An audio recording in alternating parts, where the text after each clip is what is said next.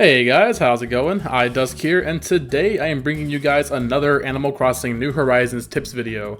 In today's video, I'm going to be talking about a few things that you should be doing every single day in New Horizons. Some of this stuff may be a bit obvious to the veteran players, but I still recommend watching through to the end because I might mention some things that you didn't know that you can do daily in New Horizons. So hopefully if you're new to the series, you'll find this video helpful, and with that said, let's go ahead and jump right into it. So the first thing you're going to want to do is get into the habit of every day is talking to all of your villagers. You want to make sure you give at least a quick hello to every single villager every day for a few reasons. First of all, you're going to get some Nook Miles for doing so with the Island Togetherness goal. Second, you want to build up your relationship with these villagers so you can get more furniture and clothing items each day. If you didn't know, you have a relationship level with each and every villager. You'll never directly see the level, but doing things such as talking to your residents each day will increase that relationship level. And once you reach a high enough level, any villager you talk to with a high enough relationship level, you'll notice when you talk to them, you'll have a new option, which would be something along the lines of like, do you want this, or this is for you. This new option allows you to give your residents gifts, which not only increases your relationship levels even further, but they'll always give you something in return provided that you gave them something good and not just some random garbage.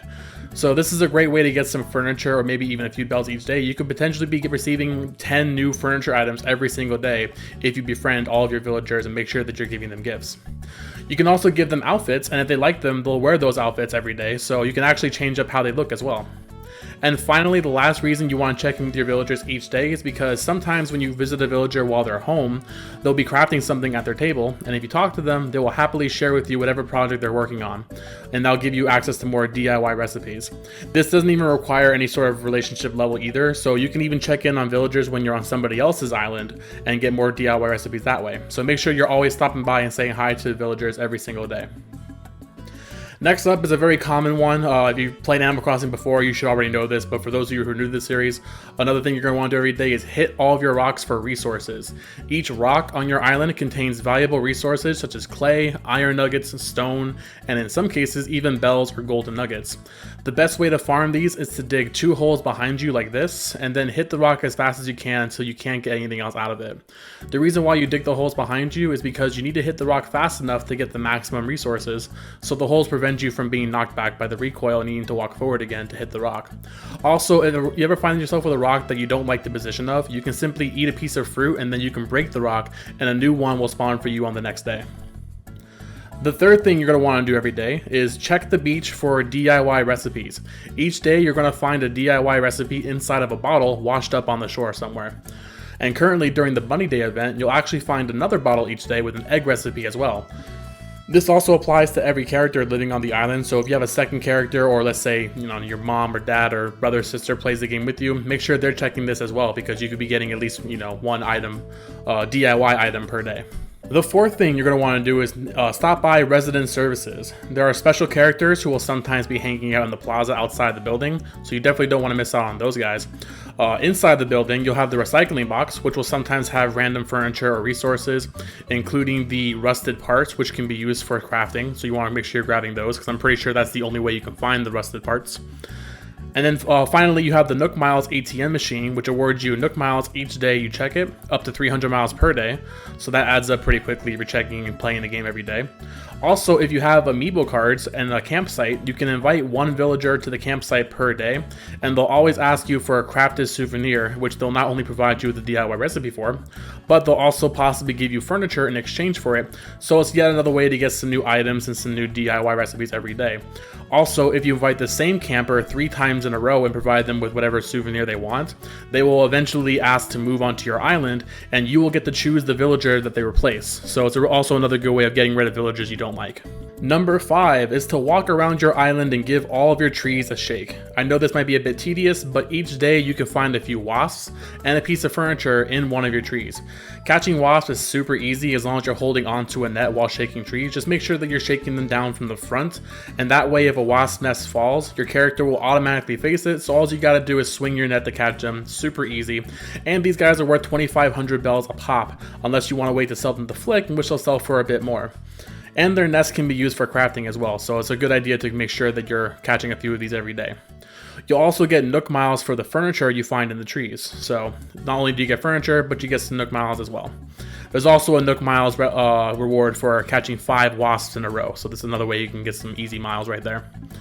While you're walking around shaking trees, you're also going to want to keep an eye out for buried items every day, as a few fossils will always spawn somewhere on the island. Right now, there's always a bunch of eggs buried around, so obviously that can get kind of annoying, but when Bunny Day event's over, all the buried items, typically you'll always find fossils. You can also find a glowing gold spot on the ground each day, which you can dig up 1,000 bells, and you can grow a money tree there. Now that requires a bit more explanation, so I'm going to link to another previous video that I've already made explaining the money trees in great detail in the comments below, so go ahead and give that a watch if you have no idea what I'm talking about as far as money trees go. And finally, the last thing you should be doing every single day is checking on the Nooks Cranny and Able Sister stores.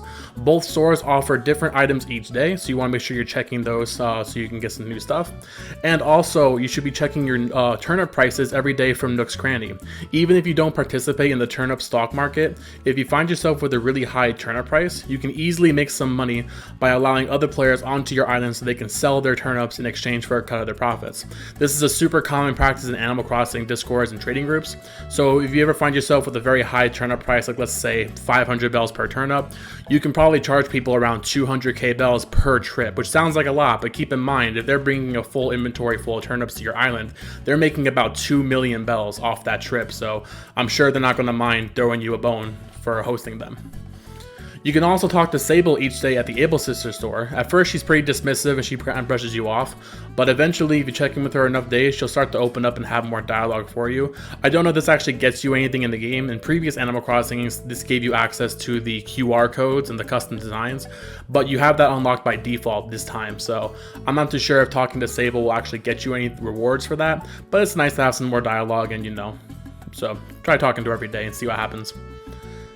And that about does it for this video, guys. I really hope you found it useful. If you did, be sure to leave me a like and a comment down below. I've been doing my best to provide all sorts of Animal Crossing tips and tricks guides for the new players coming into the series, and I've been streaming my own island's progress every day right here on YouTube, so be sure to subscribe to the channel if you are not already, so you do not miss one of my live streams. And lastly, if you want to join our Discord community, we have a few dedicated Animal Crossing channels on there for trading items, finding turnip prices, making friends, trading fruits, all sorts of things, so definitely go ahead and give that a look. I'll have a link in the comments below. Thank you all again so much for watching. Appreciate every single one of you guys, and I will see you guys on the next video.